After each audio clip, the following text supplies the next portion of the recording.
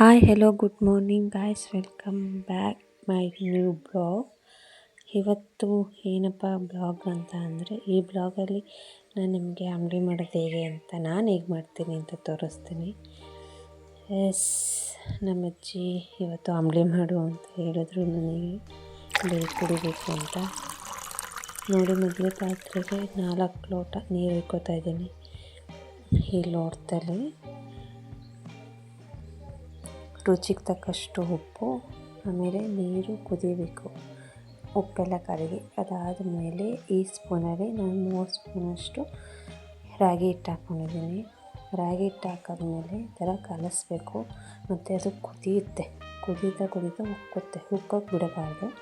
ಈ ಥರ ಕರ್ಬಾಡ್ತಾನೆ ಇದ್ದರೆ ಕಂಟ್ರೋಲ್ ಆಗುತ್ತೆ. ಮತ್ತು ಸ್ವಲ್ಪ ಸ್ಲಿಮ್ಮಿಗೆ ಕೊಟ್ಕೊಳ್ಳಿ ಗ್ಯಾಸ್ನ. ಅದಾದಮೇಲೆ ಹೀಗೆ ಕುದಿಯೋದಕ್ಕೆ ಬಿಡಿ, ಒಂದು 2-3 ನಿಮಿಷ ಚೆನ್ನಾಗಿ ಕುದಿಲಿ.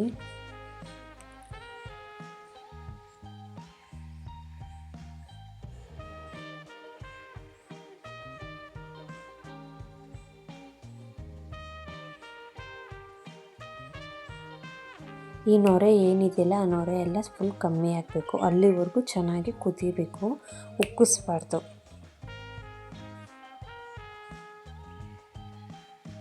ಕುದಿಯುತ್ತಾ ಇರಬೇಕಾದ್ರೆ ಈ ಥರ ಕೈ ಆಡ್ತಾನೆ ಇರಿ, ಇಲ್ಲಾಂದರೆ ಉಕ್ಕೋಗ್ಬಿಡುತ್ತೆ, ಬಿಡಬೇಡಿ. ನೋಡಿ, ಈ ಥರ ಚೆನ್ನಾಗಿ ಕುದಿಬೇಕು.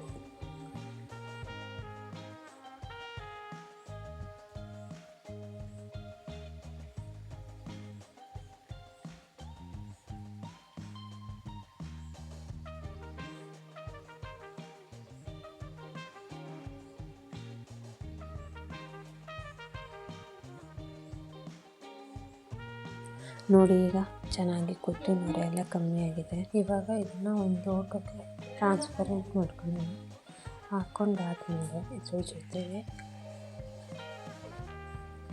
ಈ ಅಂಬಲಿಗೆ ಮೊಸರು ಹಾಕ್ಕೊಂಡು ಕುಡೀರಿ, ಸಾಕಾಗಿರುತ್ತೆ. ಆದರೆ ನಾನು ಕುಡಿಯೋದಿಲ್ಲ, ನಮ್ಮ ಅಜ್ಜಿ ಕೇಳಿದ್ರಾಗ ಮಾಡಿದ್ದು.